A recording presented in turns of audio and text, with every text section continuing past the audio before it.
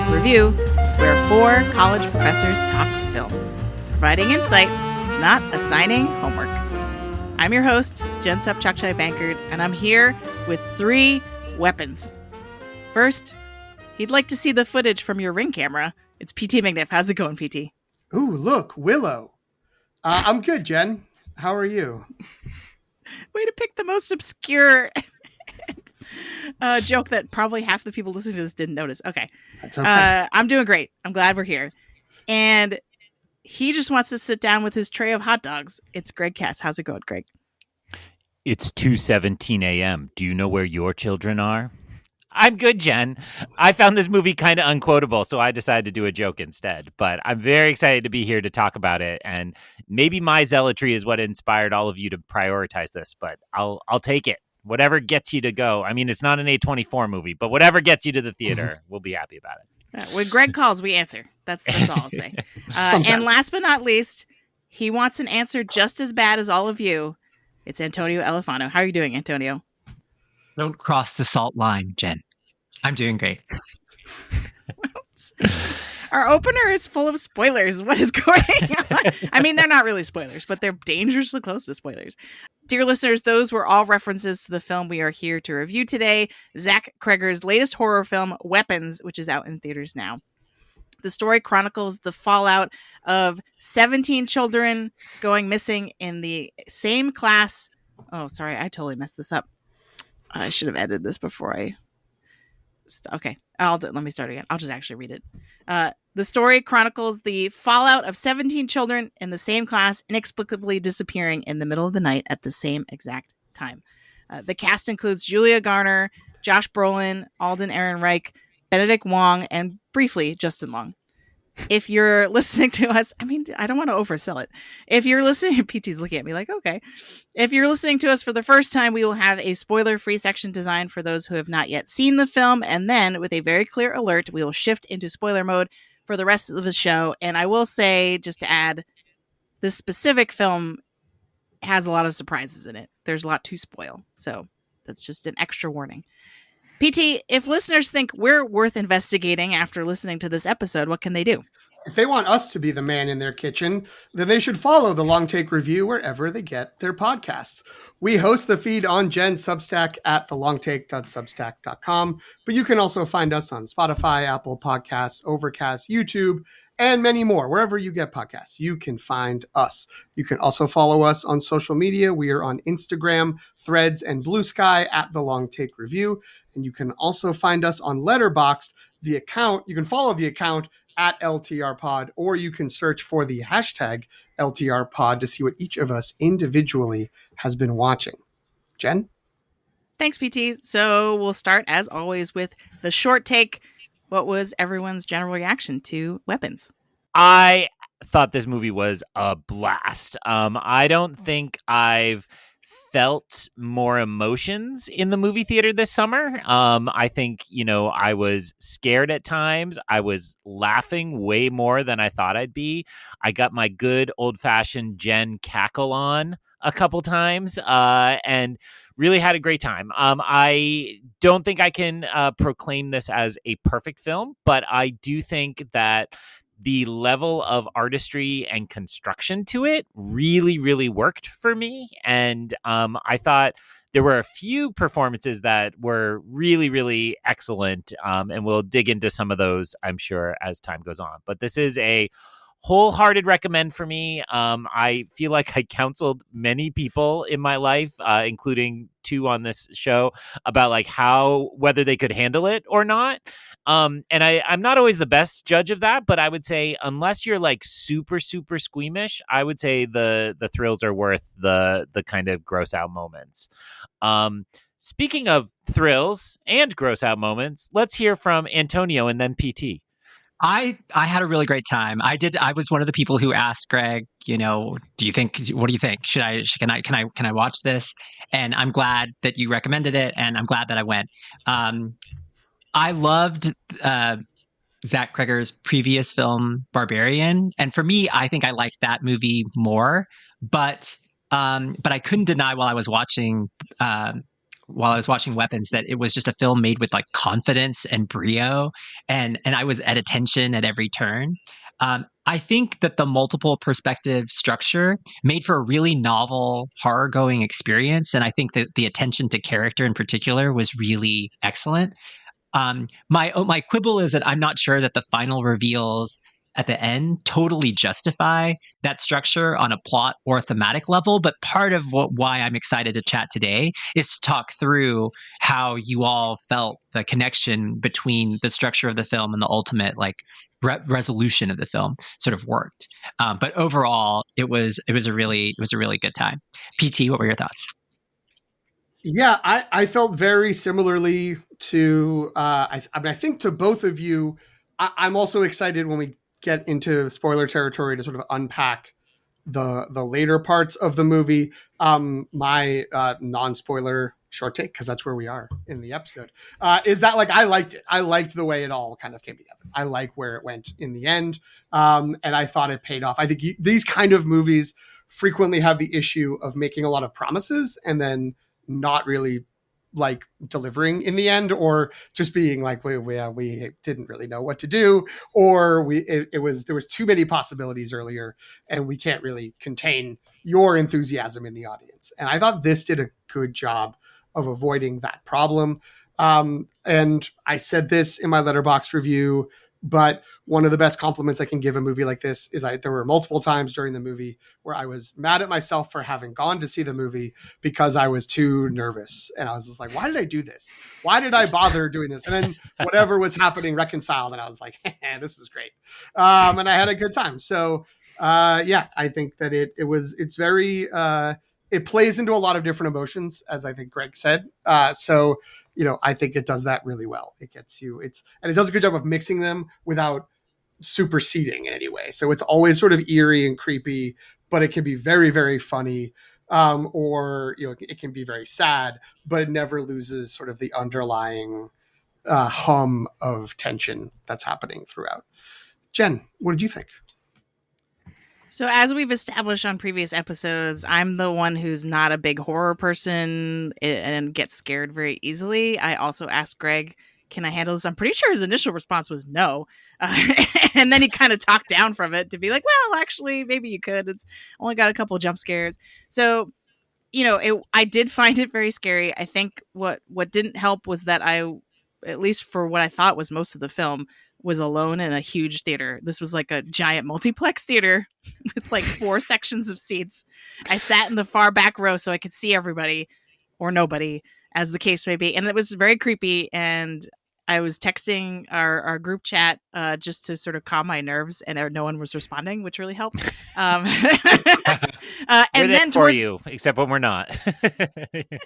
And then towards the end of the movie, I noticed someone like pulled out their phone, and so there was someone sitting like in the front, and it really freaked me out because I thought I was by myself. Anyway, that's a long way of saying nothing about the movie. I, in general, enjoyed this more than I thought I would. So it was scary. I'm not going to lie. Like, I was scared in certain places. There's one moment in particular where, actually no, two, where I turtled into my sweatshirt. I don't know. So and then kind of peeked out again to be like, is it safe? Is it safe? So I'm not going to lie that I did find this pretty scary, but at the same time, I was intellectually invested in it because it has kind of like a really slow burn mystery, especially in the first half. So that I really liked. And then the third act to me was a little disappointing just because I was so invested in the characters. As Antonio mentioned, like, there's a lot of good character work. It's almost like a character study in multiple parts. And the end is like what I would classify as a more conventional horror ending, though I don't have a lot of reference for that, I suppose, so maybe I'm wrong. But to me, it kind of devolved into like, oh, now it's just, I had forgotten I was actually watching a horror movie or something for a lot of the runtime, and then was like, oh, wait, yes, of course, this is a horror movie. Of course this would happen. So I'm excited to talk to everybody about it, to hopefully talk me out of that reaction. I want to understand what the ending is doing. But yeah, I'd say I above average in terms of how I responded, barring my weakness to horror. All right. So if I'm a case study, or how many people are we recommending to this to, or is it really just for hardcore horror fans? Like, what kind of horror would you classify it as? I almost wanted to call it horror thriller, but I don't think it's quite that. There is mystery, but I don't think it's a thriller. But what do we think? I mean, should we play like the sound? Oh, yes. The sound work in this is also very good in a way that really freaked me out. So That made it sound like you were describing the recommendation algorithm sound as being That's why I like, this didn't is so wanna- good. that's maybe why This it was works a so little... good for me. I would add comedy in to what you're saying. Horror, there is some sort of a thriller element. It's definitely in like the big question mark is, will people who don't like horror like this? And I think that you can, but there's a lot of, the things that people don't like about horror are all here. And they're not here like constantly, but they're there and they're happening. And, unlike Jen, who was in an empty theater, I was in a like 2/3 full theater in the middle of the afternoon on a weekday. That's the beauty of Los Angeles. And the person next to me was like crawling up into the seat for like the entire like back half of the movie, which was great. And afterwards was just like, that was so scary. Like that was crazy. So I do think it will trigger that reaction. I just wanted to add on top of that, like, it's pretty funny. It's not like a horror comedy in the way that like Shaun of the Dead is, but it gets pretty close. It has a lot of like comedic moments, and I would say even comedic stretches where you're following something for a while that is like a joke, but then something will sort of like twist to it. This is a weird comparison, but like the movies of Martin McDonagh, so like In Bruges and Seven Psychopaths, have a similar kind of, again, leans maybe more comedy, but has that sort of like, ha ha ha ha ha ha, oh my God. Like something happens where it spins out. And I think that's an element here. Although this movie, it's a little bit more, oh my God, oh my God, oh my God, as things are unfolding. I don't know. What do you all think? That seems apt to me because Jen found Banshees of Inisherin to be a just horrible, horrible horror movie because of everything about it. It is a tough one, and I will say I think of the four of us, because of my quixotic attempt to keep up with what's most popular on Letterboxd, I've watched a ton of horror in the last 2 years or so, and I will say this, I guess it was off mic, PT made the joke that people who love horror movie watch so many bad ones. When something's like okay, it becomes like groundbreaking for how good it is, and I do think there's a little of that happens. I, though, think this transcends that community a little bit. Like, I think the horror community is going to enjoy it and have a good time, but I also think a lot of other people will like it. I will say, so this arrived in theaters on a Thursday night when my kids were out of town, and my wife and I spent the whole week leading up to this Thursday night catching up on The Bear, which is a television show, which I don't recommend TV. You should watch movies instead. But we were catching up on The Bear, and every ad break on Hulu, because we're not fancy and we have the ad tier, everyone was the ads for this movie with all the Rotten Tomatoes hype and the like, it's 100%, it's certified fresh, and here's what people are saying. And every time we saw it, my wife got further and further away from going to this movie with me, because it's like, this movie will change you. Like, you'll see things you'll never see again. And I really think that hype helped me kind of like just not take it too seriously, because I knew that it couldn't possibly live up to that. So I don't think it's there. And like, I think it deserves all the praise it's gotten, but I don't think it's like, transformative experience, you'll be different. But I also think it's far superior to the bulk of horror that comes out, and even elevated horror, the problematic term. I think this is very smart about its themes and its messaging and the ideas it wants to play with. I think it's a classic case of it wants you to be thinking about certain topics, then it wants to tell you what to think about certain topics. And that really worked for me much better than some of the other recent kind of entries in the elevated horror space. Antonio. Yeah, I agree with that. I think what I viewed as sort of the central accomplishment of the multiple perspective structure was that depending on which character was anchoring the section, the tones would sometimes change as a result of the character and would sometimes sort of fit the character and the arc that we were about to see. And so part of the joy of watching the film was that horror can sometimes feel like a sort of like something just like relentless thrills and just keeps going and going, and there's a sort of like natural climax. But what was nice was that like each section was its own arc, and had its own sort of feel and felt like a genuine sort of like standalone part. And then it was a matter of how you feel about how it's sort of cobbled together in the end, which I think we're going to get to when we get to the spoiler mode. But each individual section was just sort of a pleasure to watch. And at a certain point, whenever you'd move, I was never tired of a character whenever it would move out. The editing I thought was pretty deft and pretty smart. So I've never seen a horror movie do this. I've seen other genres play with multiple perspectives in this way. So it was nice to watch a movie where I was just genuinely invested in every single one of those sort of main characters. I had a similar experience, I think, in the first 10 or 15 minutes, because of and I'm going to be super vague to avoid any kind of spoilers, because of the premise of the movie, because this is about children. I literally just sent my kids back to school this past week. And so sitting down, and then within the first 10 or 15 minutes, as they explained what happens, I was like, oh no, I can't do this. I cannot do this right now. But I have to say, because of the different perspectives and the structure of it, and how, like Antonio was saying, that is unusual I didn't expect that for this movie. That didn't bother my initial, like, oh, I'm not gonna be able to watch this because it's gonna be triggering.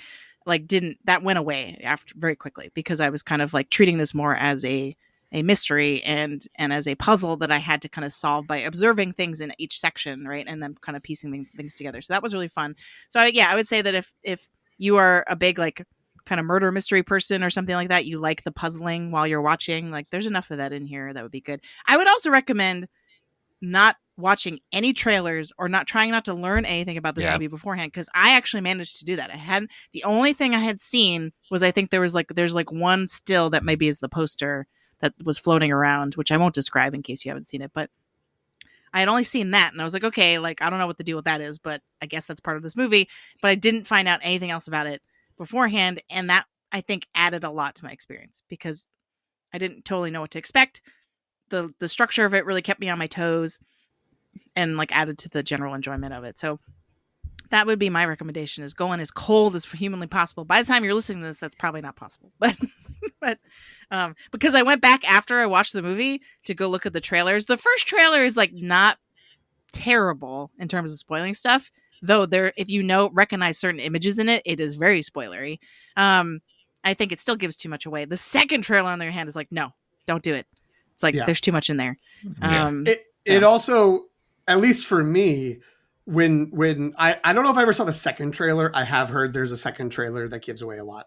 I saw the first trailer multiple times, and separate from the spoilers thing, I was just like, oh, this doesn't look very good. This looks dumb. And it's not. Like, I think, even with the questions and debates we may have about where things go in this, it's very well done in many ways as a suspense thriller story, which I remember not thinking was going to be the case. It was going to be like, okay, I don't remember exactly why. I have to go back and rewatch, I guess. But yeah, the other thing I'll say, and Jen, if this is something you might want to cut, you can. I leave it up to you. There is an element of this, I think, across the whole movie, feeling like a fairy tale, because it's this sort of like, and the children disappear in like, I don't know, that feels like very Grimm's fairy tale, like of just Pied kind of like, Piper. Yeah, and just like those sort of elements of like something that feels just like so abnormal and strange, but set in the sort of modern American context, and how people react to that. Feels like something that, like, I didn't get that at all. Like, having not seen that much and not wanting to dig into too much of the marketing or spoiling myself. But that just feels like an element that like I left the theater being like, oh, that's definitely a part of this, which, I wouldn't have heard of otherwise. So I'm saying that in our recommendation algorithm. Yeah, I'd say the mood of it is fairly ethereal or kind of, yeah, especially the score. Does anyone have any comps? Like, are there other movies? Are there other comps that would be helpful for listeners? I will only note, although I'm in a big sort of Kurosawa rewatch era. Greg did reference Rashomon in his Letterboxd review, and there is that element. Technically Rashomon's only one individual thing, and this is more of a sequence of events. But whatever. That I think Antonio was mentioning that, but I think that's something to maybe underscore is that kind of idea of, oh, let's rewind and see what this character experienced. Let's jump to a different a different part of town and see what was happening over here and how those things interlace and overlap, which, I don't know if that's like a great comparison because they're not the same kind of movie, but they have a similar structure. I think we should go to spoiler mode because we're really struggling. So I'm just going to call it and say, if you haven't seen Weapons, I think we've touted it enough, and especially in terms of like that you don't want to listen to us talk about it unless you've seen it. So go watch it in theaters, come back and rejoin us for the rest of the conversation.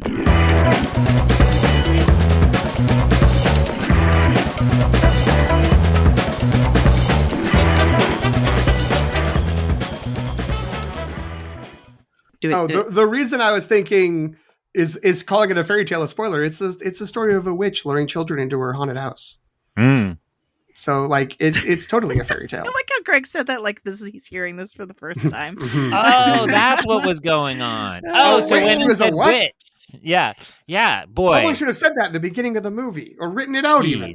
That hits me like a fork to the face. It's spoiler time, kids. Get it out of your system.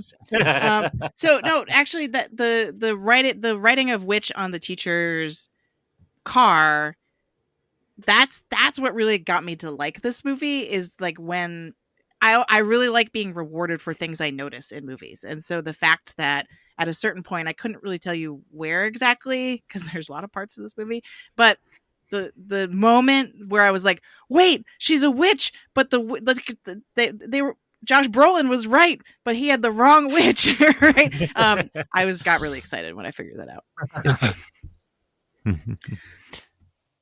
So I'll start off the conversation by saying that I do think that is probably where we disagree the most and seems to be the sticking point for a lot of the reception of this film. So, this film is, I think, just a little over 2 hours. And for like 90 minutes, it's a pretty straight character piece of what happens in the aftermath of this kind of tragedy, what is the community left to figure out. And then the solution, in air quotations, is supernatural. And I think that is a kind of tonal shift.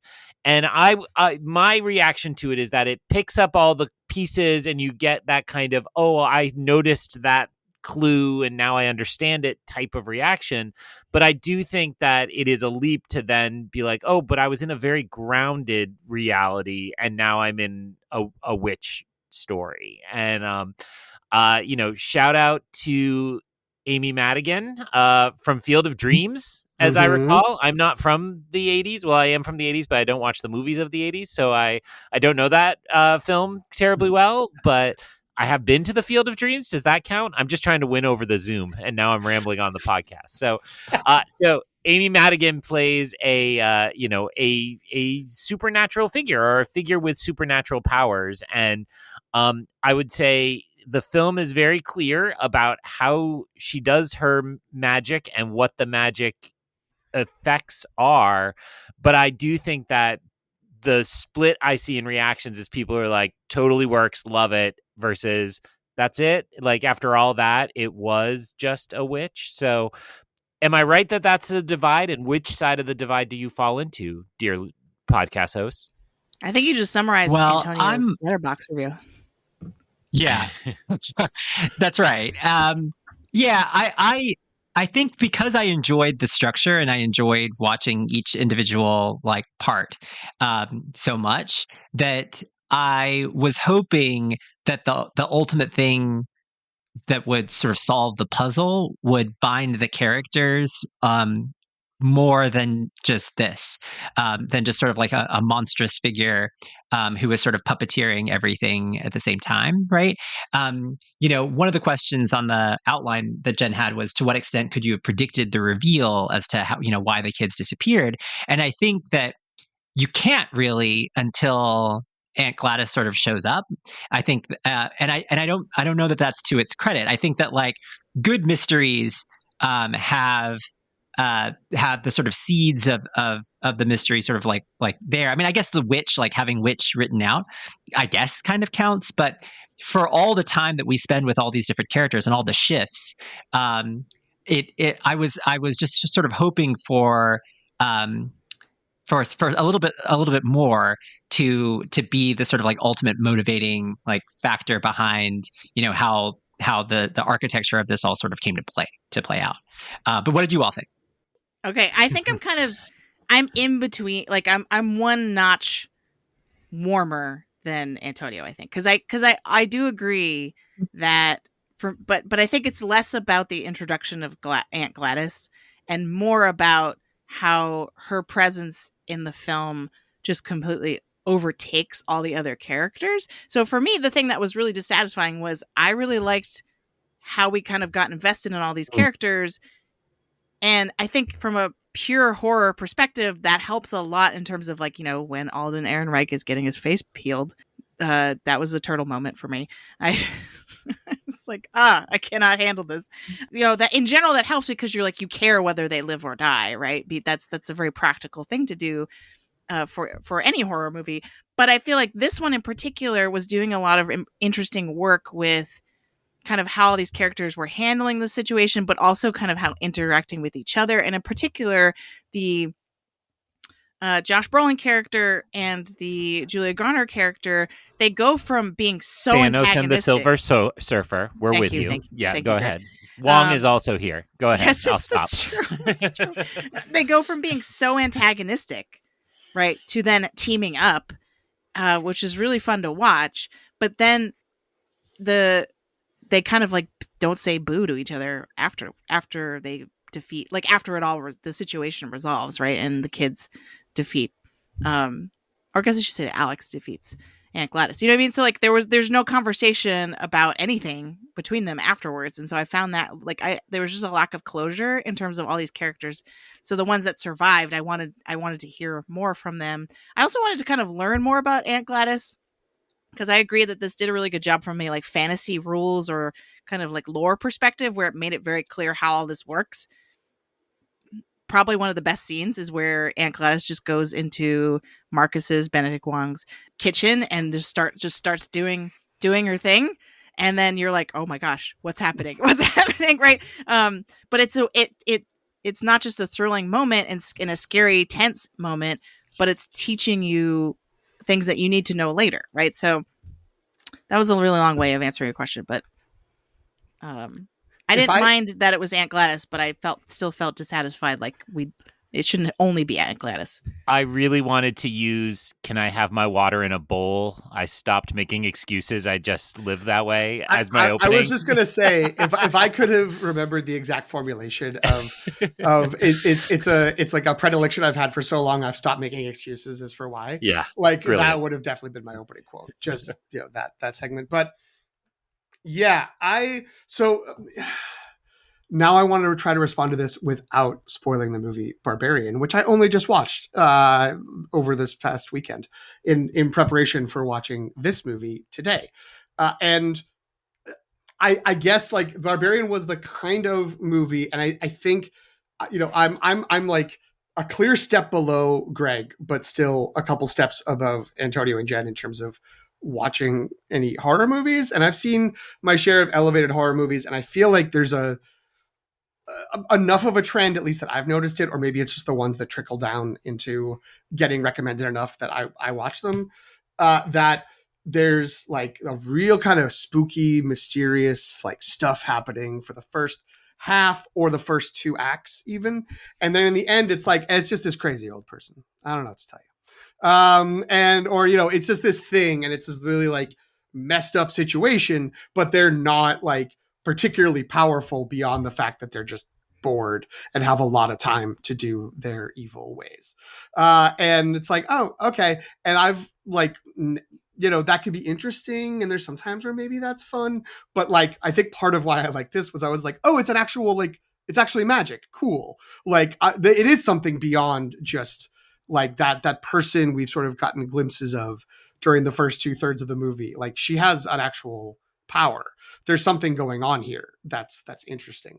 And it doesn't, I hope it's obvious that it doesn't get to this level, but it is sort of like when we get to the point of Get Out, where it's like, no, like this lady can hypnotize you and you fall into this vision. It is a power. It is a power that exists. So in that sense, I just liked that it was that. I liked that it wasn't some sort of convoluted, and here's the way they tricked the kids into doing this. And here's the way that like the kids stayed quiet. They gave them all iPads and they all sat down on their iPads in the basement. It's like, no, they were under a spell and they're just in a spell, presumably with a lot of like blood forming on their feet because they're standing in a cement basement for 5 weeks. But yeah, so in that sense, I liked that. And I didn't really need more of a description of how it all worked. I also, once it was like, we had that scene with Benedict Wong, Marcus, the principal. I mean, just, which was so interesting and also super vicious, but also like, you know, as it starts, you're like, oh, that's why he was, you know, in the previous scene, he was doing that. And I'm very curious if all the actors are really good at bugging out their eyes, or if that was some sort of makeup, or if that was some sort of CGI trick afterwards. But real good and freaky bugged out eyes. But yeah, that like it was that moment where I was just like, oh, and this is a fairy tale. This is a fairy tale about this evil that's at the heart of this story. And there are enough little like hints of how like long she's been around doing this. Like the fact that her like weird excuse, another potential opening quote, but I didn't want to give away, was, oh, they haven't been feeling well. They have a touch of consumption. And Marcus is just sort of like, oh, I think of that as like the pioneers and the settlers. So like, you know, there's something very American about like, oh, we're tying it to like that history. So I think there's just like this like her standing in as some sort of rot in the core of American society was like enough for me to be like an excuse for her to be there without like needing more of like a family tree or, you know, witch backstory about what was going on. But maybe I just got swept up in it. Couldn't throw in the recommendation algorithm. The Witch is very much like the same way, and the structure of it and the like questioning and so on. I just didn't want to give that hint to our listeners. Antonio, say something smarter and more important than that. No. I read an article that Aunt Gladys was a perspective character at some point in the formation of the film, but I actually do think that her character is so is in such a different register than the other characters that actually like to have an entire section of her, I worry that it would actually make the film feel even more imbalanced than what Jen was talking about in terms of the sort of like the third act of the film. Because like as soon as she arrives, she's just sort of like a walking red flag, like everything about her, which is part of what makes her sort of like comedic and fascinating. But it would feel, I think, pretty jarring in the architecture of like with the rest of the other parts of the film to have one dedicated to her. I read also that they're considering like a prequel film featuring just her, which sounds interesting-ish. But I do think that like she's fantastically played, and it is just like a fascinating part. But there is a part of me that feels like the answer isn't more Aunt Gladys as much as like questions as I sort of have about it. It's the way that she's sort of like doled out among the sections. I think there's something about that actually feels kind of right, even while I do feel like I agree with Jen that she just sort of takes over at the expense of all the other characters. The school admin has a lot to answer for. Because she's the only one. I think I like deduced that she was, after Marcus died, she was the only one who could have identified or kind of raised questions about Gladys, because she's like giving her the side eye, like being like, I'm terrified of this woman, but she's your 2 o'clock. So yeah, what happened to that person? That's what I want to know. I do think, because I have seen some, I mean, I have seen, as if I had like 45 minutes between when I got home and when we started recording. But I spent those 45 minutes reading people's reactions to this movie to be like, what was out there? What are people saying?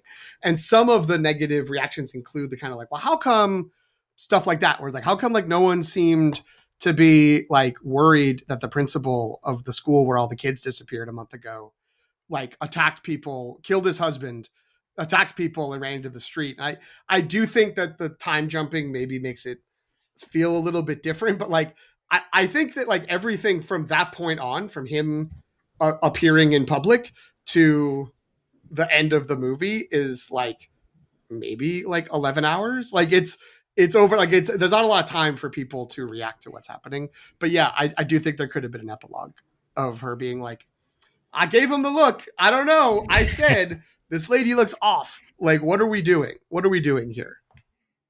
So I love those beats. And this is such a specific reaction because so in a former life, I majored as an undergraduate in elementary education, and I did the actual like student teaching. I taught 5th grade for a year, and my cooperating teacher was the kind who would just like lay into the kids over the like silliest things. And I so thought of him around Alex, because there's this one beautiful, terrible morning where this girl came in and was like, oh, Mr. Name redacted. I think he's retired, but name redacted.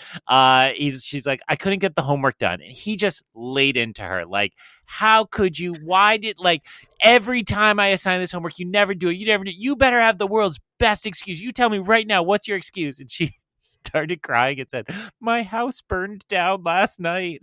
And I saw this man who was like the gruffest, most terrible guy, like melt into a puddle of, I am the absolute worst human being who's ever lived on this planet. Like, he felt the guilt. He totally was like, yeah, I totally played this wrong.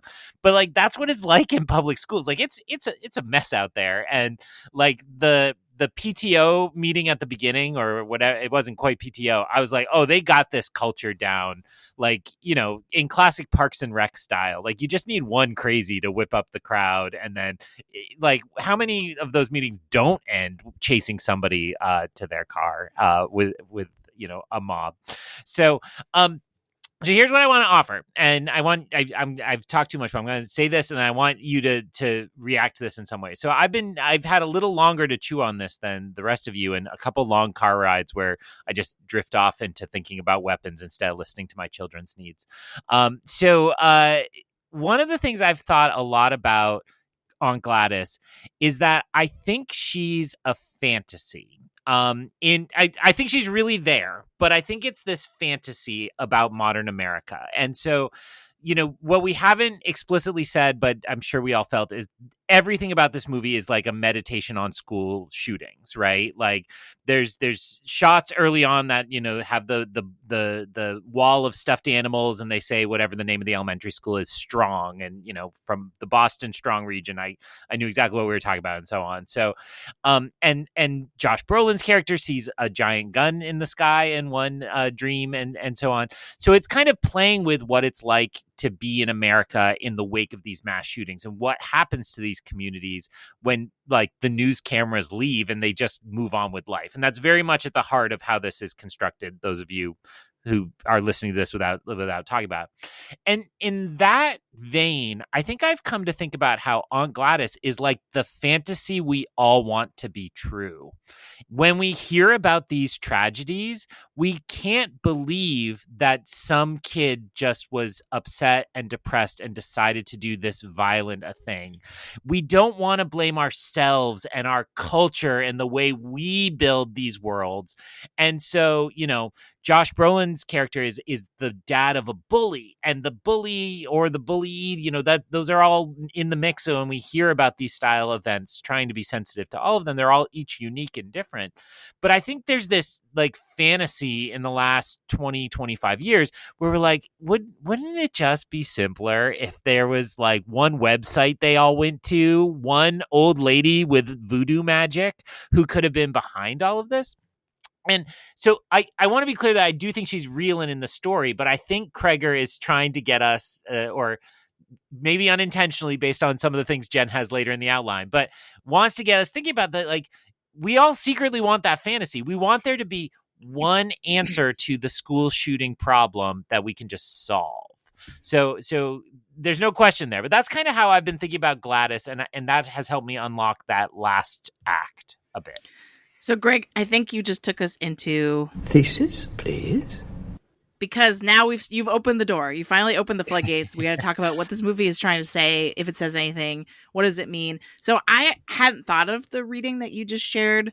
I like that a lot. That like that's why she's so over the top and ridiculous, because it's sort of like she's like a I'm not thinking of the word right now, but like we're projecting kind of all of our anxieties onto her. Like, oh, like, can it just be some evil witch, as opposed to like the very complicated and nuanced sort of political context in which that something like this would occur in real life. For me, though, I saw Gladys more as an allegory, purely because of the way that the movie ends. So the fact that it ends with it's almost like a revenge fantasy at the end, because it's like the children. Wait, why are you guys shaking your heads? It's so good. It's so unbelievably enjoyable when it's ridiculous. 17 kids crash through a suburban kitchen, and it's like it just made me so happy. And they're all still doing insane. the Naruto running. I need like 17 hours of behind the scenes commentary on how they did that, how they choreographed it, because it was unbelievally good. So it's a shaking of my head and enjoyment, just happy memories of those events happening. Wow, apologies for interrupting. No, it's totally fine. So the fact that there's like the catharsis of the movie comes from the kids who have been victimized by Aunt Gladys, literally ripping her apart, right, in the most gruesome way possible that only a horror movie, I think, could show, and kind of get away with showing in that way. In that it's so over the top because they're crashing through windows and it keeps going and going and going, and people with mowing their lawn are looking at them like, what's going on, right? And that's sort of, it's very funny in that way.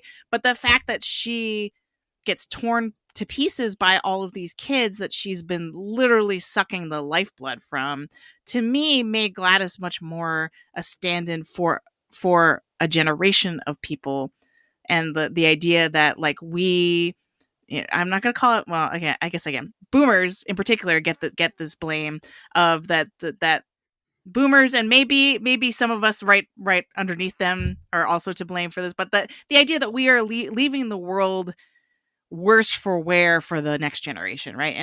And you could interpret that a bunch of ways, right? The school shooting context definitely works in this way of like, why are we creating a world in which kids have to do drills for these things and live with the anxiety that they could go to school one day and something like this can happen, and that we're kind of like sucking the life out of them because they have so much anxiety over things that could happen to them at school. But it also is the broader kind of like, I think of Greta Thunberg, being kind of the emblem of like, look, like we're going to be here when you're not. Can we please stop ruining the planet for us, right?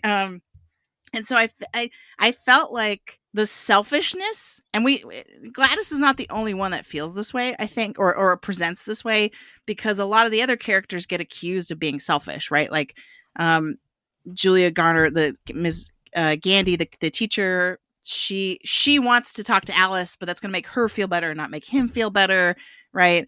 I think you could probably say that same thing of is it Archer is the dad's name? The Josh Brolin character. Yeah. Like he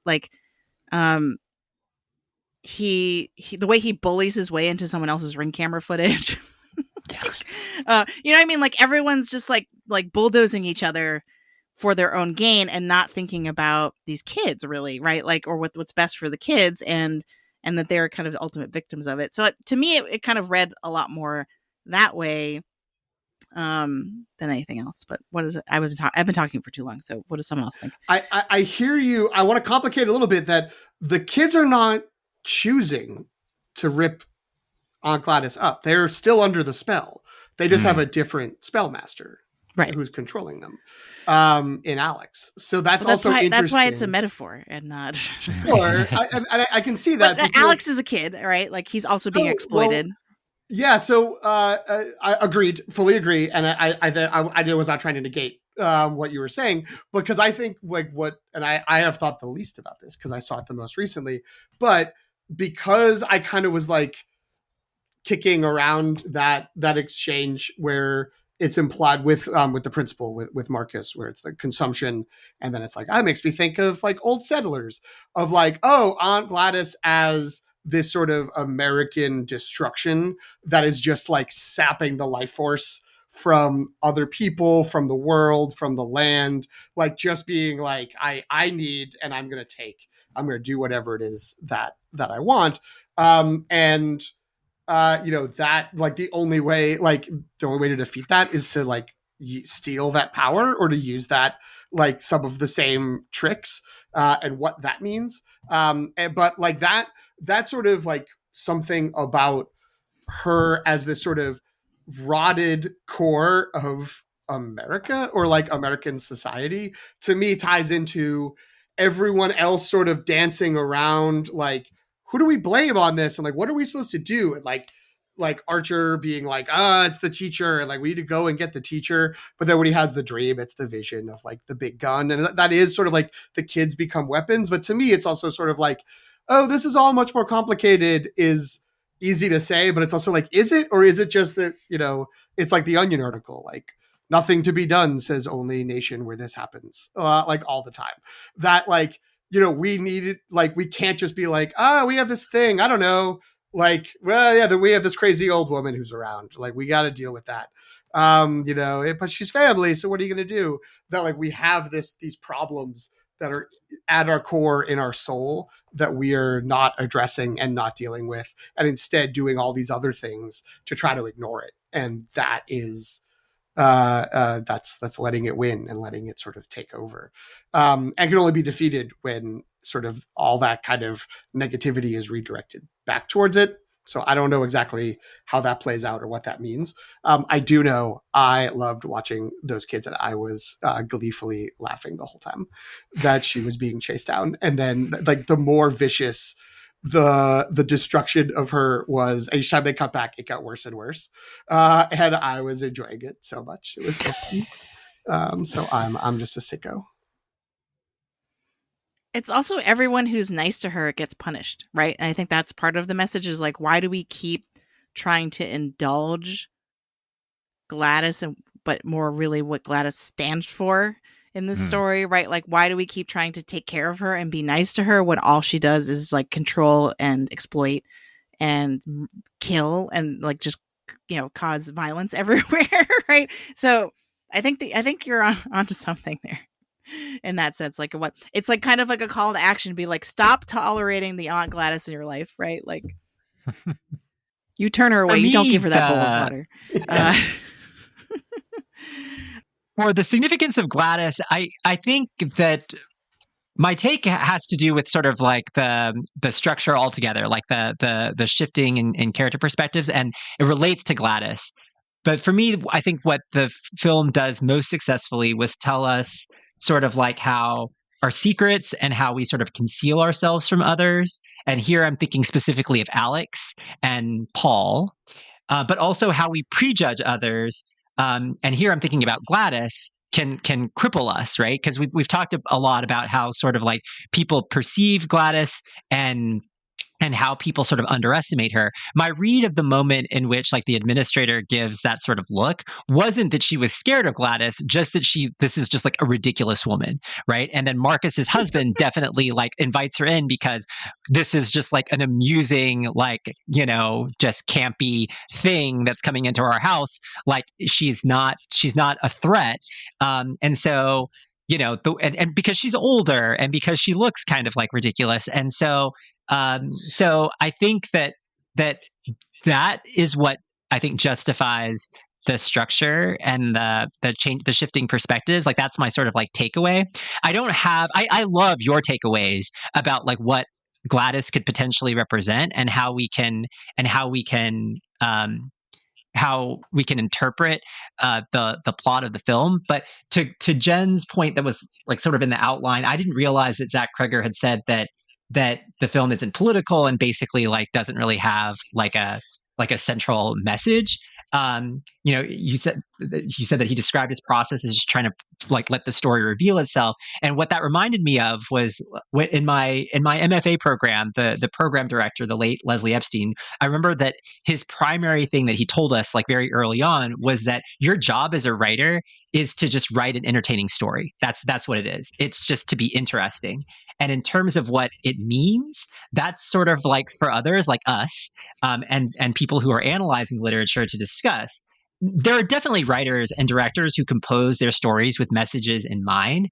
Like Ryan Coogler's Sinners is just so well constructed, and so it works on so many levels that it's impossible to think that wasn't like, that wasn't a purposeful like layering of meaning. But I don't necessarily fault a writer or director who approaches story purely in terms of making a compelling narrative without assigning it a broader significance. But like, I love the broader significance that you're bringing to it, but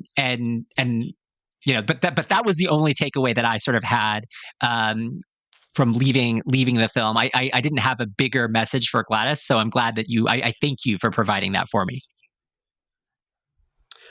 To me, and I know all great points, Antonio.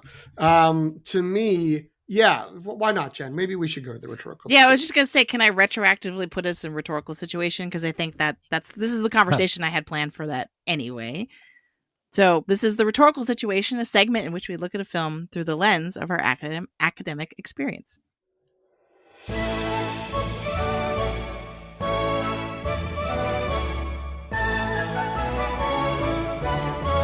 Maybe this is what played it when Gladys went to prom.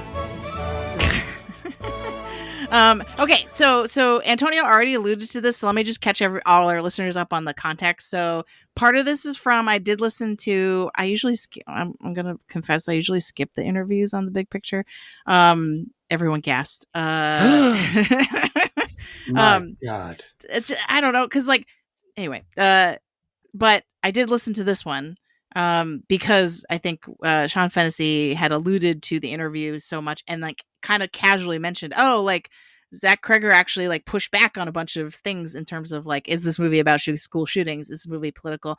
So and then I've since cross-referenced that with other interviews and kind of other critics sort of referencing this take that on the press circuit for this movie, he sort of tried to downplay any message of the movie and saying, well, the movie doesn't have to have a message. It's a horror movie.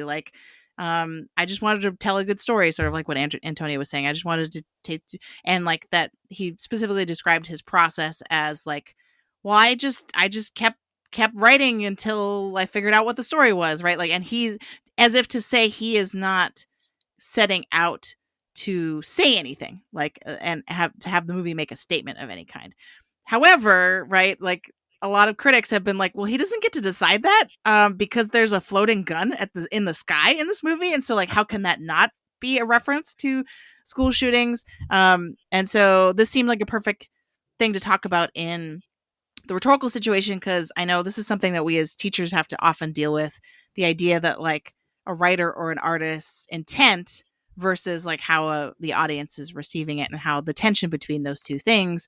The big theorist that introduced this idea was Roland Barthes, because with the death of the author, the idea that the author's opinion about what they're trying to do no longer matters. It's all about the audience's interpretation. So I've said too much already.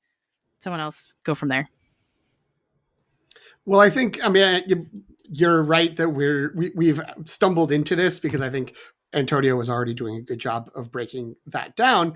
It does make me curious the degree to which it really is that Zach Kreger is I just started writing a story. He had just lost one of his best friends. He was in a sketch comedy group called The Whitest Kids You Know that had a sketch TV show. And one of his co-stars just in a freak accident died during the pandemic, like fell down stairs and died in his like early 40s, or fell off a balcony. I forget, something like that. And something very terrible just happened out of nowhere. And very sudden, right? And very sudden with no explanation in the middle of the night. Yeah. And so he was like, that it was like, okay, a tragedy in the middle of the night, like, and you can't predict it. And how do you handle that? Da, da, da, da, and it leads. And I think it happened at 217. Like, I think that's where the number in the movie comes from. Sense that, like, you know, he's pulling from that. You know, I will admit, when I did not see this comment before I saw the movie, I saw it after, and I immediately was just like, well, he's just saying that to not like deal with the fallout of people being like, you made a movie about that guns are bad, or you made a movie that like we should do something to stop school shootings.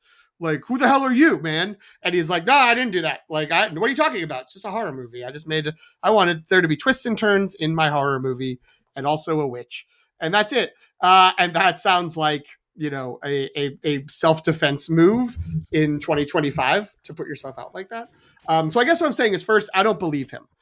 Second is, even if I do believe him, yeah, I just think that, you know, there is something to the fact that someone can write a song, draft a poem, and even write and direct and edit and assemble an entire motion picture without having some thoughts in mind, but there's meaning in there that like other people can see because it's created in this wider social context. And it exists in this wider social context where if you are talking about, even if you are just going in being like, I want to tell a story about loss and confusion and angst and agony and suffering and evil and where that comes from and how people get controlled, like by a fantastical thing, that could still be grafted onto or be looked at as something that you can graft onto, you know, other things that exist out into the world, which I think that's what's interesting about the death of an author concepts. I think sometimes then people feel like, oh, then nothing matters. Everything is relative and everyone can just come up with their own meanings and who cares? But like, no, it means that you have to support but within the text and within, even outside of the text, just because the author says something doesn't mean that's the final answer. Doesn't mean that's the definitive thing.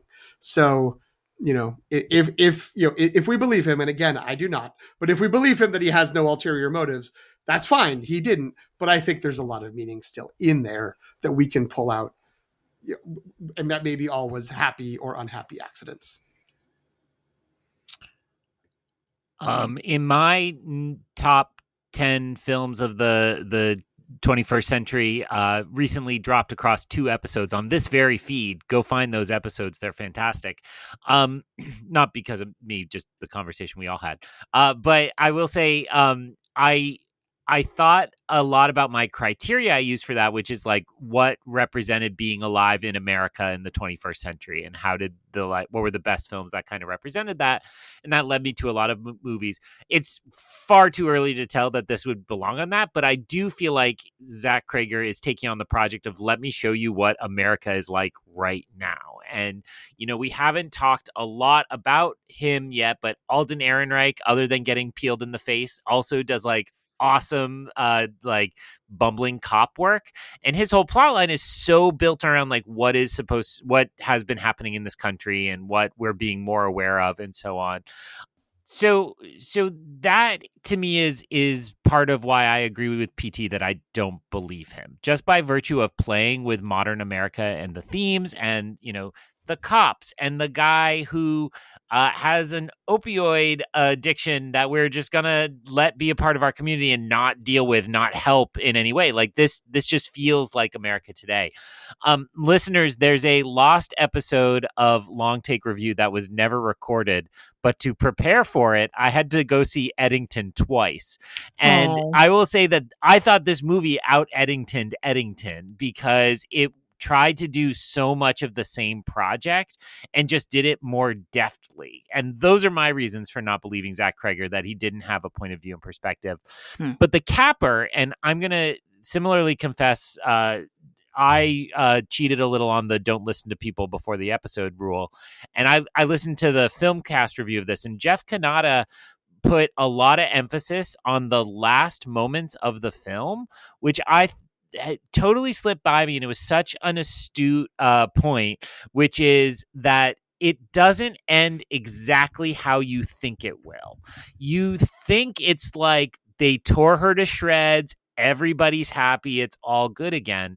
But you come around the corner and Alex is not hugging his parents. His parents are still messed up. And then Josh Brolin's carrying off his son, and the very childish narrator voice from a different class at the elementary school says, within a year, some had even started to speak again.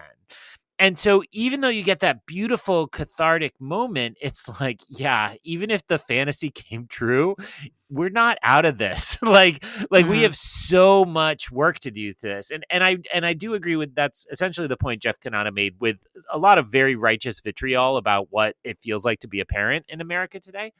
And I just totally agree with that it's like we have this fantasy that we can solve mass shootings. I mean, with all love and due respect to my students, I get a paper every year that's like, this is how we stop school shootings. It's like, it's not going to happen, right? Like, it doesn't mean not to try. Of course, try. Of course, do everything we possibly can. But like, this is such a big problem that we're all not going to be okay. And I really think that is also what Eddington tried to just be like, hey, everybody, we've kind of been through it. Maybe remember we're not okay. And I think this movie really wants to remind us we're not okay, and we're not going to be okay until we really take on these problems. And I will just say, from my point of view, that's what I love. I love that idea. Like, just like throw a mirror up to society and be like, stop pushing down your crap. Don't hide it in the basement where you hide your problems. Deal with it. Face it. Open up the Willow DVD. Whatever you need to do. Jab it open with a fork right to the face. I will just note, because you mentioned Eddington, a fun note here. When this movie was initially cast, it was going to go into production. Archer was going to be Pedro Pascal. But then the strikes happened, and he had to leave to make Eddington and Fantastic Four, and that got Josh Brolin in. And I mean, it just would have been a very different movie, because Josh Brolin has very Josh Brolin energy, which is just like, it was interesting that like the names hadn't clicked enough like during the movie for some people. But like, I heard folks nearby when at the end of the movie, when he's like, my son, and like grabs him, and they're like, oh, it was the bully. And it's like, well, yeah, but they've been saying Matthew over and over. Like that was, I thought like that was clear early on, that like that's part of his whole energy is, of course, he just yells Matthew all the time. But I'm very curious what the Pedro Pascal version would be.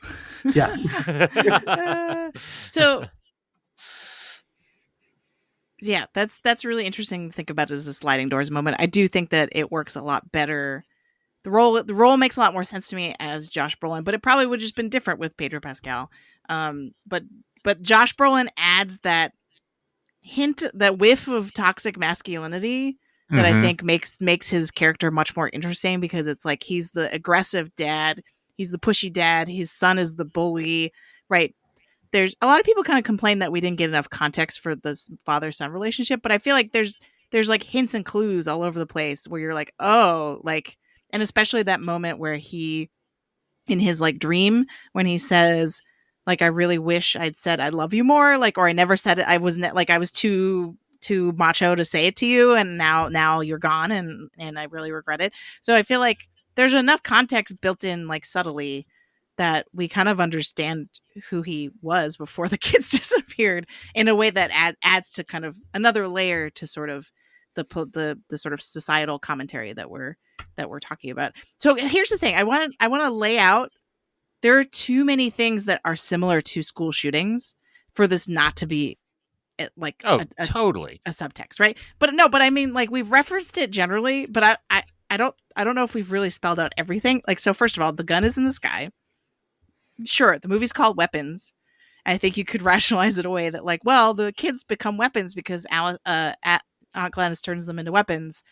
But the type of gun it is like too conspicuous for it to. And the kids are also not weapons; they're like batteries. Like, they can be used as weapons, but she doesn't actually have them out as weapons. He sees them as weapons, sure, because of what he sees with Marcus. He's like, that's what happens. Yeah, but that is also his perspective. I think, didn't they say he was a veteran as well? So maybe it's like he has some military mindsets. I thought that came up. I didn't catch that, but you're probably right. Okay, so that's the most obvious thing. The other thing is the idea that all the parent rage and blame goes to the teacher because they were the ones that were there. So like why? And so to me, it was very clear that the parents' reaction and sort of saying like, well, why aren't we locking up the teacher until she tells us what happened? Right. To me, that is very much similar to the coverage of school shootings where, like, you know, depending on your perspective, it's either we're putting undue burden on teachers, right, to have to physically protect our students when they're really just supposed to be teaching them, versus like, you know, parents who would be angry, like you let this happen on your watch kind of thing, which is unreasonable, obviously. So there's that. There's also the idea that the kids left behind don't know what to do. Right. And so the idea that it's really extreme in this case that Alex is one kid, and right, and that ends up being the key to unlocking the plot. But, you know, the idea of like you show up to school and you're the only kid left, and how do you carry on when all your classmates are gone, right? Like that's very much a part of the context of school, like what I've read about school shootings and what happens to victims, and like the same thing with the teacher, right? The ones left behind, right? What am I forgetting? There's so many things in the movie where you're like, oh yeah, that's kind of like what would happen in a school shooting. So I think it's kind of undeniable, at least as a subtext. And I think also, I think both Greg and Antonio mentioned this or something around this earlier, that like there's just like a lack of real reflection or conversation around it. It's just a lot of like, well, we move forward now, and like, now what do we do? And like, you know, when Archer has his like path of what he's doing, and he's like, the only other parents we see of the victims, he's just bullying into like, let me look at your video footage. Let me look at that. And you know, the chief is all about like, we're following leads, we're doing stuff, but then is spending more time like, you know, covering up for his idiot son-in-law. And the son-in-law is like not listening. You know, he's too busy, you know, dealing with his own drama and covering up his crimes of abuse when he does that. However, in the moment, I was like, well, he arguably undermines the one guy that knows where they are, right? The drug addict whose name I can't remember right now. James, I think is what his name is. He's literally walking up to the police station to report where the kids are. He granted for the reward, right? Again, the self-interest thing, like he's out for the money and doesn't actually care about the kids. And he tackles him, right? Or like literally stops him from doing the thing that would help save the kids. Just shout out to Austin Abrams, who plays James. Such a good job and such a fun part of this movie. I think it's true that he's the like one who survived all the recasting. Like he's stuck with the project the whole time. And I think he's in Krager's next movie because they enjoyed working together so much. Yes. But well, and I do think that's why it's like I completely agree with PT. It's just bullpucky to say you're not interested in all of this, and I'm stumbling because I'm trying to think about how much to spoil Eddington. There is a very prominent way in which Eddington puts a single central presence into the film that all the characters ignore, and it becomes this metaphor for like, yeah, we are all just wrapped up in our own junk. And I think this movie did it a little bit better, where everybody is theorizing and true crime podcasting these events so that like you don't actually think about your own culpability. Who else can I blame? Who else is at fault? And that's, I thank goodness I have not been very close to a school shooting. I've been kind of a couple steps removed sometimes, and that's all you hear in the aftermath.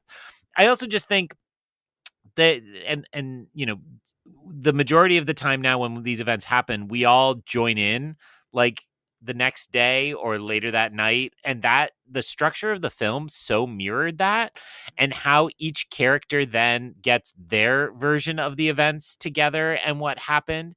I loved the fake out when you think you think probably Josh Brolin is hunting down the teacher, and it's Alden Ehrenreich's wife in the liquor store, and it's just like we all just pick our heroes and villains and we fit whatever narrative we want, forgetting that like we're all a part of this and so on. So yeah, I think it all resonated really well. I almost went to see this a second time, just when you kind of know the gimmicks, you kind of want to see how it's all constructed. But I do think there's a real point to the fact that even the absolute nicest character, Marcus, is like just checking boxes with his own responsibility in a lot of ways, and sitting down to a plate of hot dogs instead of like interrogating on Gladys. But I'm there for it. I mean, that looked like a perfect little Saturday. Come on. Oh my God. The little, I mean, the little hand gesture he made when his husband / partner was coming over for the hot dogs. He's like, Yeah. I was like, oh man, except for the mustard. I don't like mustard, but that's my problem. And they had matching Mickey shirts. Like, yeah, they were adorable. I loved them. But even to go, since we're already talking about that scene, but even Marcus, who I would agree, like relative to the other characters, seems like the nicest, right? Even he's the one who says, well, like, I'm off duty, ma'am. Like yeah. it's a Saturday. I'm going to close my door on you. You come back on Monday, right? And it's his husband or partner who is like, don't be ridiculous. She needs water. She's an old lady. Let's let her in our house. Like, what kind of human being are you, right? Like, so that even he had a moment where he was like, no, like, I'm enjoying my hot dogs right now. Well, I can't help you. It's also interesting. In my brief window between seeing this and our recording, I was. Because I liked it, I like immediately went to this like kind of like, what do people not like about this? What's the people who are not responding to it? What are they saying? Because I thought that would be more interesting for me to engage with and think about. And one of them was that it's just sort of like it's crazy, even if you think of this as highly stylized. It's a fairy tale. It's whatever. It's that like no one is like, oh, maybe we should think about like this crazy woman showed up at the one surviving kid's house and has taken over all the conversations. And, we should maybe like, ask some questions about that and maybe think more. And there are a couple of moments like that where Marcus is like, what are you talking about? Like, you just ran across town to see me and you're out of breath. Like, that's crazy. Like, no, you can't come in my house. And also when we have the Alex story and it's like, okay, we cleaned the house and all the kids have been sent somewhere else and the police are coming, the detectives come in, and she says something really loud where she's just like, we're all here, or like he's upstairs, the detective's like, whoa, oh, okay. Where he kind of jumps back for a second, where to acknowledge that like the other characters recognize this woman seems crazy and like is odd, but also no one does anything. And also the secretary, the administrative assistant for the principal, has that look about her, in reaction to her as well, that like everyone recognizes there's something wrong. And everyone says, okay, this is odd, this is off. And in the context of bad things are happening, maybe that should trigger something. But no one wants to like it's so out there and it's so blatant. It's not like she's not trying to like look. She doesn't look suspicious because she's hiding anything. She looks suspicious because she's so brazen and because she's so just like, yeah, like I'm just here and I'm doing this stuff and I look crazy. Like I've got this weird makeup and I'm loud and all that stuff. And it's like, yeah, we have like problems that are so obvious, but we don't do anything about them because they're so obvious. Because it's almost like we need to feel like we've uncovered something to actually act on it. But because it's just lying right there and enough people will be like, that's not actually a problem. Actually, that's just something that's fine and normal and regular. And we shouldn't be worried about that. That like we let it continue and it just happened, like keeps happening and festers for, I don't know, forever, for as long as we're around, it seems. Well, Greg mentioned earlier the fantasy of like, wouldn't it be great if there were just a simple thing to blame, right? And I think the thing I just thought of as you were talking that kind of adds to that idea is, I mean, Josh Brolin's character Archer basically goes into Stranger Things Hopper mode. I'm not just referencing Stranger Things to antagonize Greg, I promise. But like, you know what I mean? Like the fact that he's like, okay, kids, I'm going to get a map. I'm going to make, you get a red pen and we're going to figure this thing out, right? That is a retreat into, wouldn't it be better if it were this simple, that we could just have a simple, and he spends the whole movie until Gladys shows up, right? Or like until Marcus shows up at the gas station. He spends the whole movie up until that point like saying, no, there has to be an answer, and it's just a matter of me finding it, right? As opposed to confronting the fact that this is inexplicable and it won't bring his son back, and like, you know what I mean, like again, things that would happen if you were a parent that you were like, I just want answers. Why did this happen to have to happen to my kid and to me, right? And taking something seemingly so inexplicable and random and trying to make it concrete and make sense when it can't. So I have a legitimate question that I don't have an answer to, which I didn't put in our Willow outline. is a movie from 19... It's also a movie about a witch with a wand that she waves around. Yes, and there's a baby that... Okay, yes. That's not what I was going to ask about. I was going to ask about... So clearly, to me at least, there was a visual parallel between Alden Ehrenreich getting stabbed with the needles in James's pocket and then getting stabbed in the face again. That was so good. Great. I was like, oh no, it's gonna be Paul. It's gonna be Paul at the tent and not Aunt Gladys. So and how he freaks out, right? Because he's like, you know, he's worried. He's like, do you have AIDS? Right? Like he's like frantically trying to clean it. But there's something there's a visual parallel between that and Aunt Gladys's magic, right? Where she has to, like, in order to make it work, she has to poke the thorny branch of her weird death tree into her fingers, right? And then kind of smear the blood around.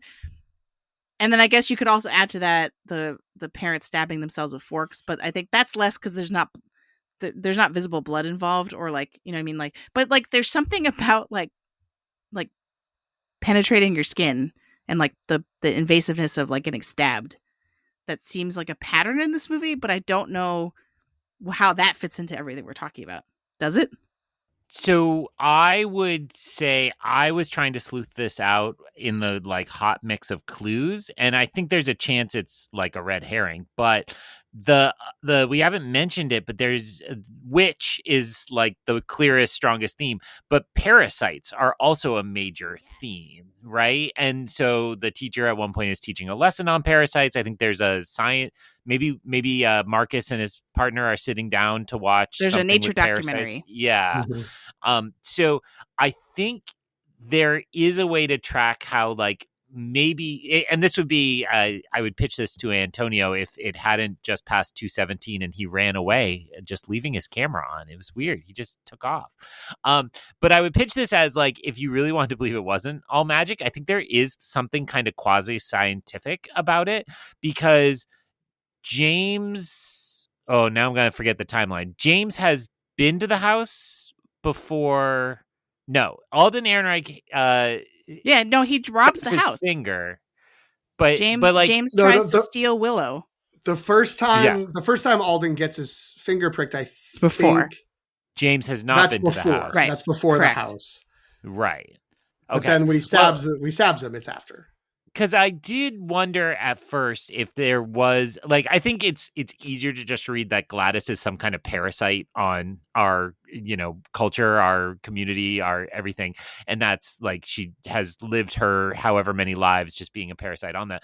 But there is a lot of concern about blood and infection and fluids, and like there's a bodiliness to a lot of these interactions. So one, I do think just penetrating skin is like super gross and like there, but I do think, the way in which blood figures into all this, that's part of this great fear, right, that we all have, obviously first and foremost, HIV and AIDS from the 80s, but more the kind, I think Alden Ehrenreich, and I'm sorry, I forget his name, Han Solo, says, Paul says, like, you don't have hepatitis, do you? Or AIDS, and like, right. So it's disease in general. Yeah. And so I think it's this fear of like the very obvious kind of types of infection while they're being infected by this larger thing. I like that. I will also say, I don't know if this really is a total tangent or if it does tie back in. Well, I guess I'll just talk and see. But I feel like what I was getting from that, which it was definitely understandable. It felt like correct procedure. If you're going to pat someone down who looks you strongly suspect are is a user of drugs, likely intravenous drugs, they might have a needle on them. You like triple check on that. But then you get the stab of it and you're like, oh no, like maybe they had some sort of a disease or something. But it does also kind of like, to me, it felt like it tied into the evolution or maybe devolution of like policing as like constantly adversarial instead of some sort of like communal interaction or working together, but that like it, at least from narratives I've seen and breakdowns and stories and things. So maybe not correct. Our police officer listeners can write in. But that it feels like a lot of the mindset is, I'm at war. I'm at war with these people who are go out there doing something, whatever. I'm not just like protecting and serving. I'm really like, fighting with them. And there is like within that, a lot of fear and paranoia within, maybe not hashtag not all cops, but like some police where they're mostly worried about how I'm going to be in trouble. And that a lot of times when there is a police shooting, a different American phenomenon of like tragedy from school shootings, but police shootings are like, the cop got really scared and nervous and started shooting because like they thought they were under threat when they were not. And so that kind of felt like that was coming through here. And the fact that like his immediate thing was like, okay, he realizes the dash cam was on, so he unplugs that and it goes to his relative who's the chief to be like, what do I do? How does this work? Blah, blah, blah. And like, that's what he's fixated on. That's what he's focused on. That's why he's so mad at this guy. And the sort of domino effect of then he goes out or he responds to his ex and they go out and he is tempted to drink again. They hook up. He cheats on his wife. Blah blah blah. Like she gets mad. The father-in-law looks mad at him now. He will not be protected, so he then just goes after this guy and doesn't listen to him and gets trapped into this whole cycle. That it's all kind of again another element of people being beyond the sort of like a prick of the finger from the needle is like the prick of the finger in the wand and the branches and the magic, that it's all part of these problems of just people sort of like folding in on themselves and not like there's not being addressed or fixed in any way. It's just kind of like, yeah, I mean, I guess we try to fix it by giving a bunch of cameras out to the cops on their chests and their cars, but then they just turn them off if something bad happens. So I don't know. Anyway, what's for brunch? And then like, it's just not really being fixed. And also that, because like Archer is focused on just sort of, working with his family and he's doing bad at his job. I was very curious if the red door versus the green door was going to mean something somewhere. And I guess it mattered in terms of he had the paint in his car to write witch on the teacher's car. But yeah, I think there's all these like interesting little pieces that are out there, which do seem to be saying a lot. And I will reiterate, I don't believe the writer-director that he didn't mean to say all these things. But I do understand there's folks that are just kind of like, it's all just like a big mess. I don't know if it adds up to anything. I thought it was interestingly complex, all these things kind of bouncing off of each other. But I don't know. I can see the complaints that are either there's a lot of themes without a lot of thought put into them, and also that like it all adds up to just like a spooky story of a magic lady, and that's not interesting.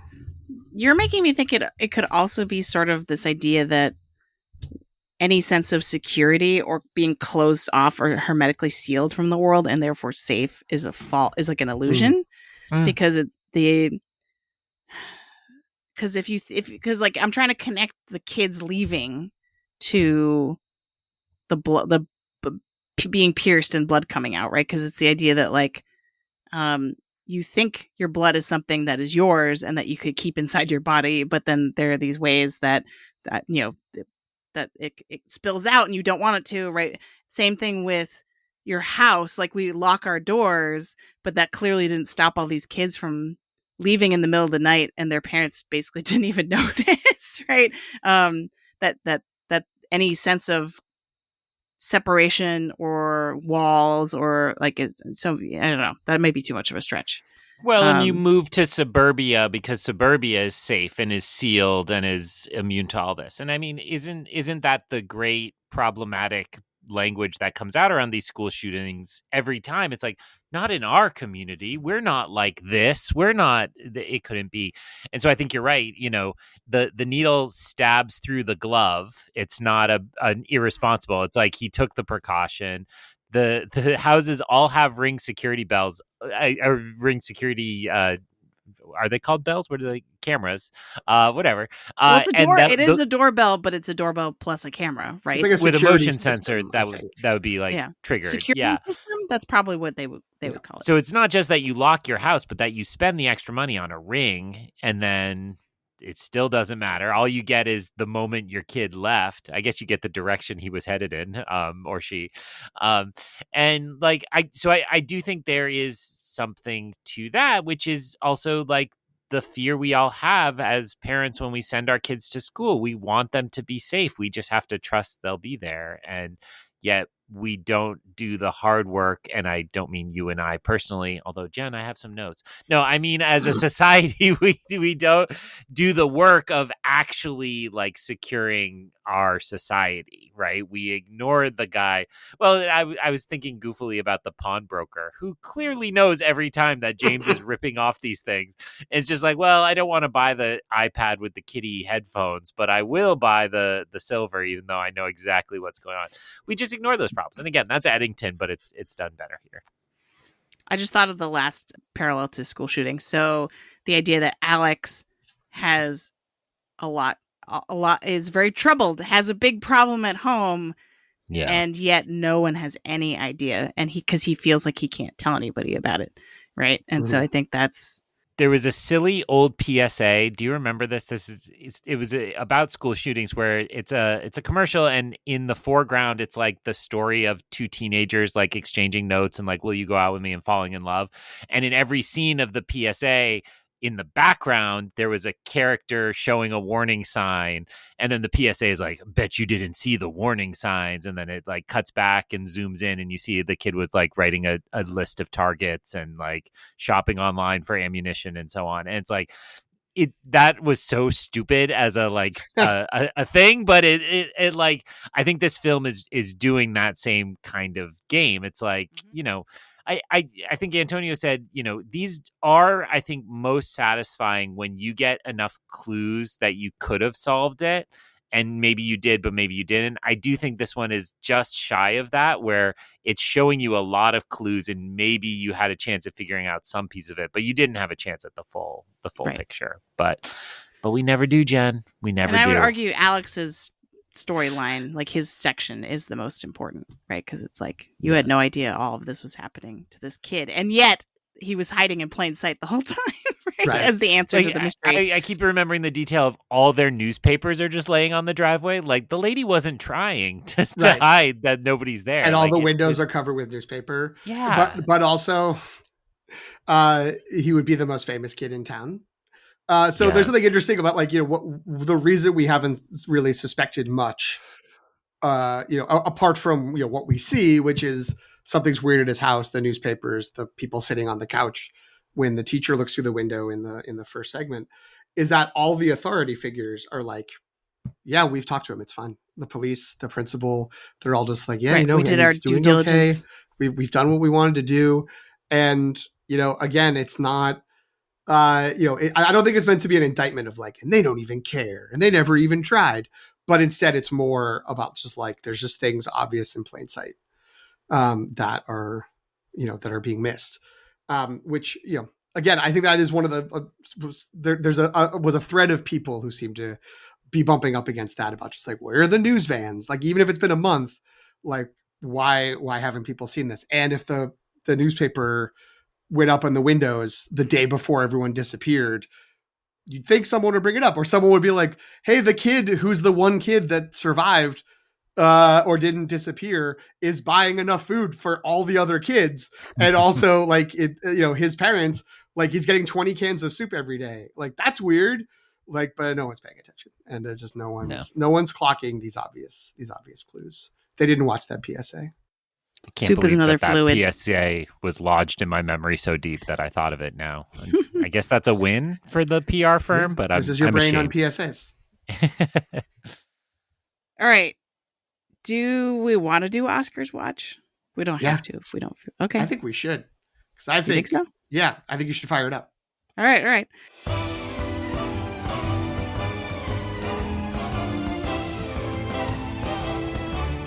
Just picturing Gladys like with jazz hands to this.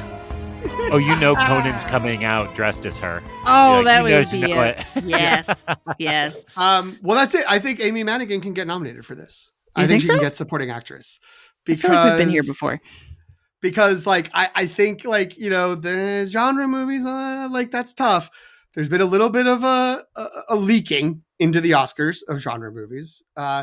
And we've had like even Demi Moore lead performer for a body horror movie.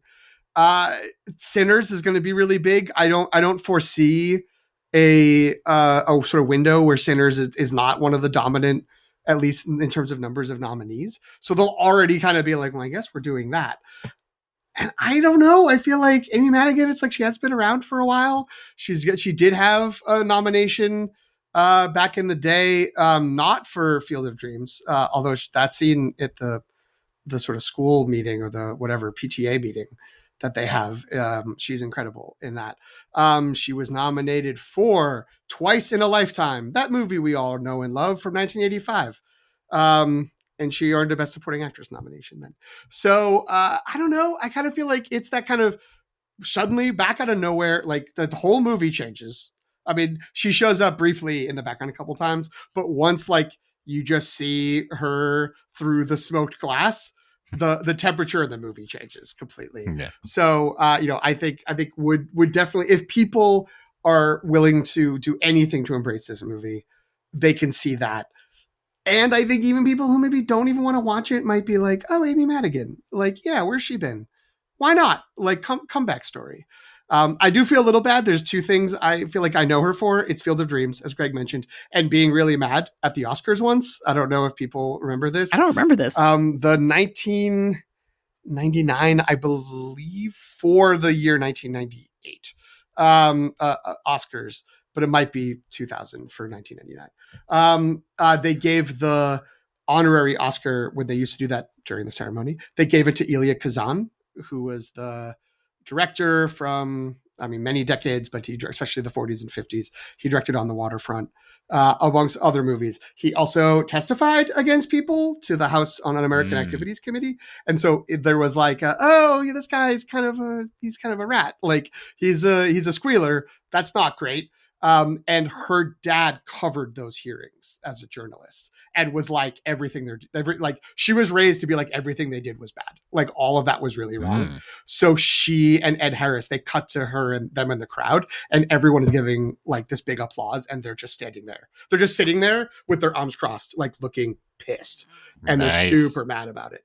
So like, I don't know, like, if that is, maybe that's just me, but I do feel like that's part of her legacy. And maybe like we don't like people who collaborate with bad government invasions into people and what they believe. I don't know. There's like maybe an undercurrent there that could be carried forward.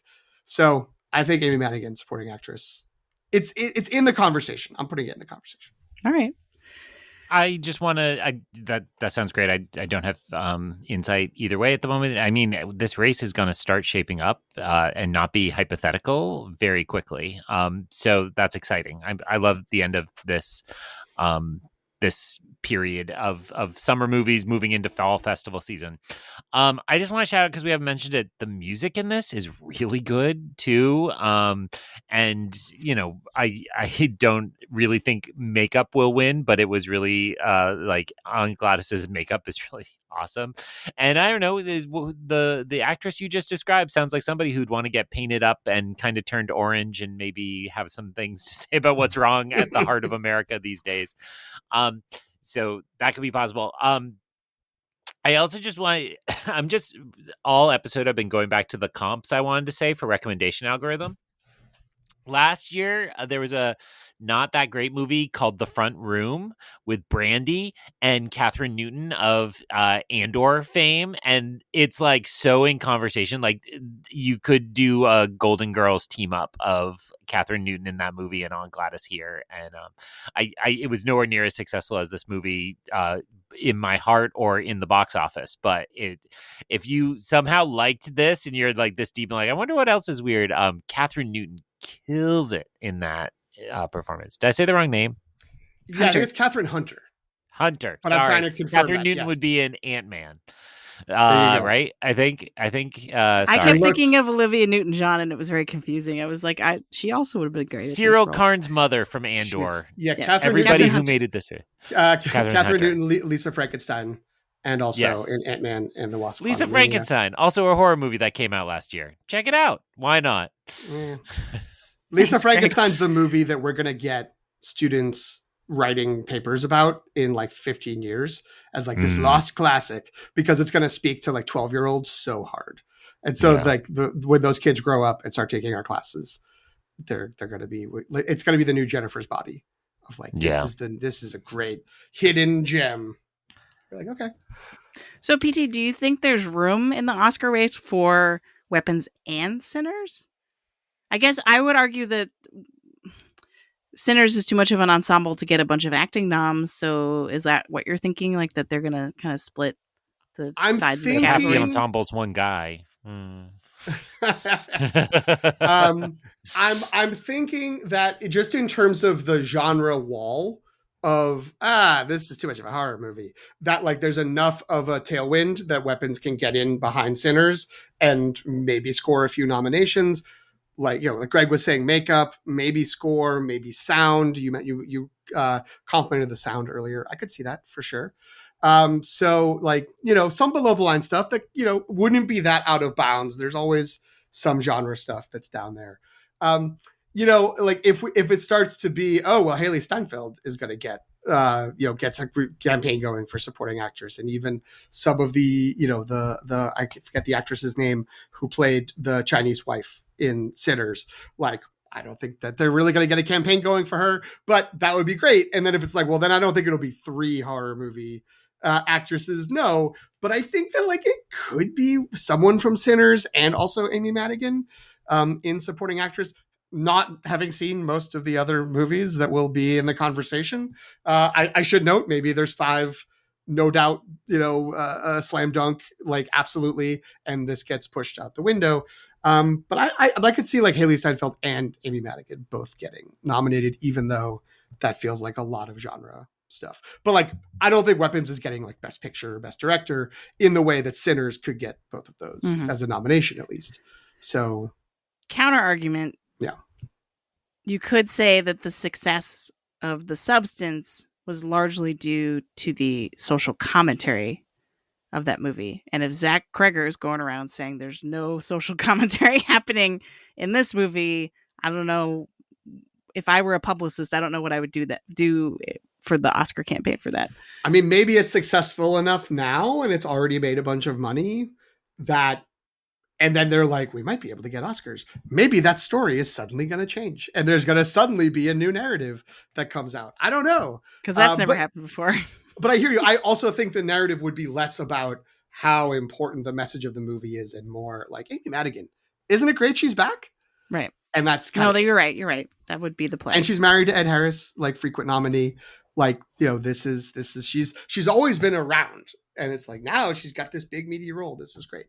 It'll probably she'll be the first person mentioned in all the like snub articles because no one's nominating her. And she gets like 2 critics groups that give her something. But I don't know. I could see it. I could see it happening. Well, and complicating that is, remember, Sinners and Weapons are the same studio. They're both Warner Brothers, True. Which is also the way to open up, like, Warner Brothers. What happened? You're having quite the year. What a turnaround. So much so that they're even now, is it Zaslav, I think, is still in charge over there, said, like, they see original films, like non-franchise, as a major part of their strategy going forward, because they've had a heck of a year. I mean, is Minecraft an original movie? No, but it is not a pre-existing film franchise, I guess, is their logic. But Minecraft, Sinners, Superman, Weapons, all kind of nicely overperforming F1 estimates. the movie? Still in the top 10? F1 the movie coming back to theaters. I'm signing up now. So, yeah, it's great to see, like, that they really are finding not just franchise success. My love of Marvel and Star Wars aside, it's good for all of us if we're trying new things and everything. I mean, actually, F1 is in some ways like a perfect example as well. I mean, pre-existing property, but yes, it's the Barbie effect, right? It's original. It's Yeah. IP, but it's original IP, right? Yeah. That hasn't been on screen before. I'm not doing really well at all on my summer movie wager. And what's cool is that this year they must have added some kind of like data crunching, like analytics feature, where at the bottom of my scoreboard it says the single greatest mistake you have made is putting Megan 2.0 in your top 10. Yeah. And I was like, Well, and that's fair.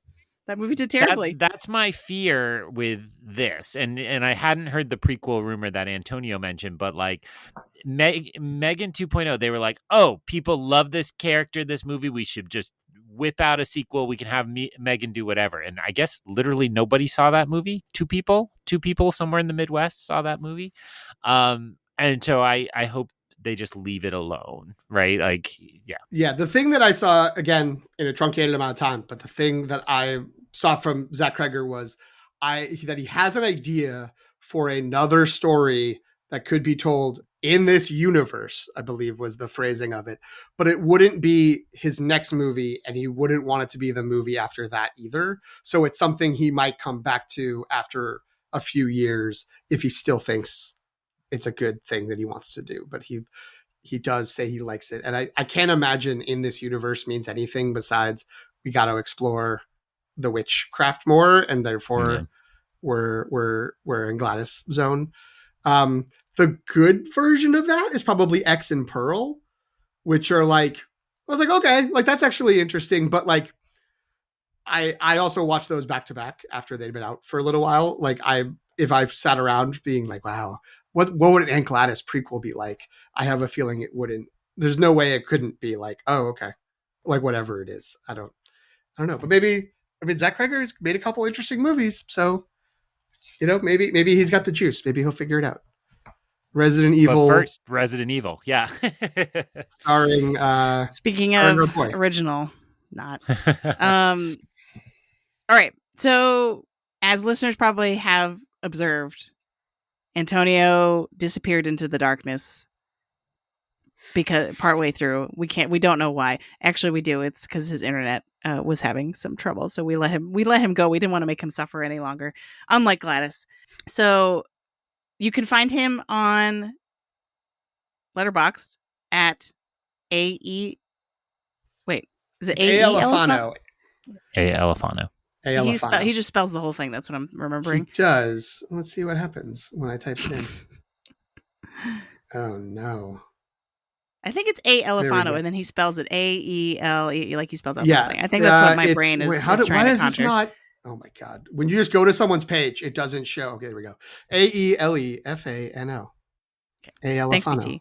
And PT, where can folks find you and the show? You can also find me on Letterboxd at PT McNiff, PTMCNIFF. You can also find the show there at LTR Pod. You can look for the show on Instagram, Threads, and Blue Sky at The Long Take Review. You can email us, thelongtakereview@gmail.com, or you can just subscribe, follow, and do whatever catalog, whatever it is that you do to listen to podcasts. You can do that wherever you get your podcasts. Wherever you're listening right now, hit that button and you'll get updates from us as we move forward. Greg, where can folks find you?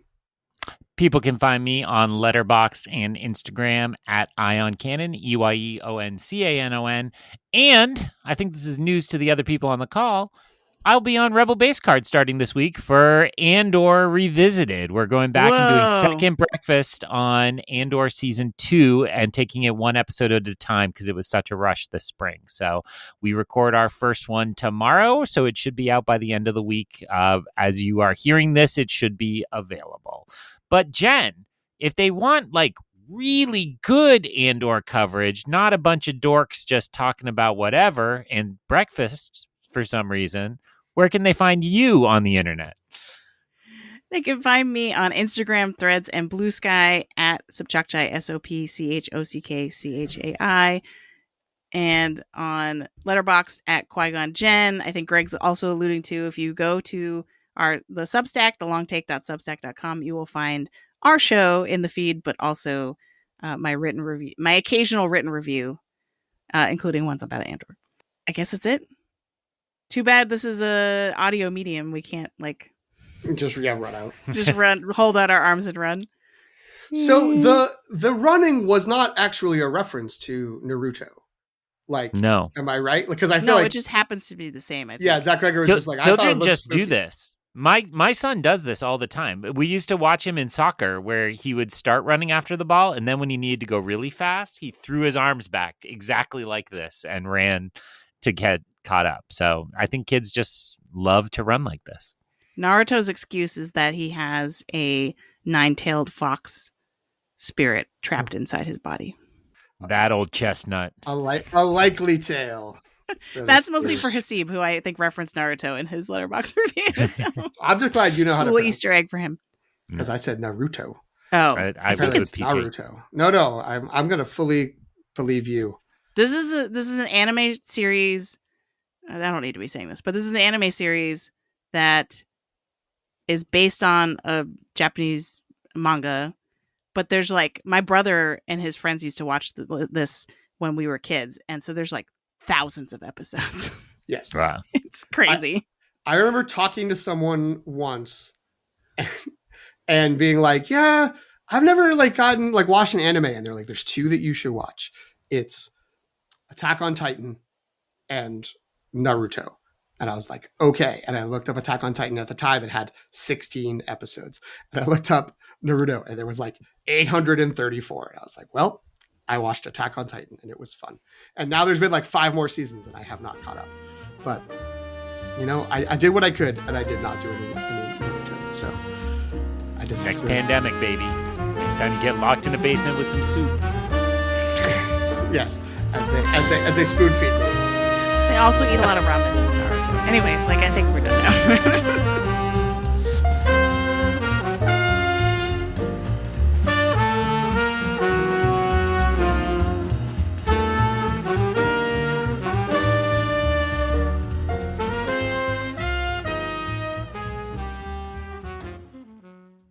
Well, Antonio quit.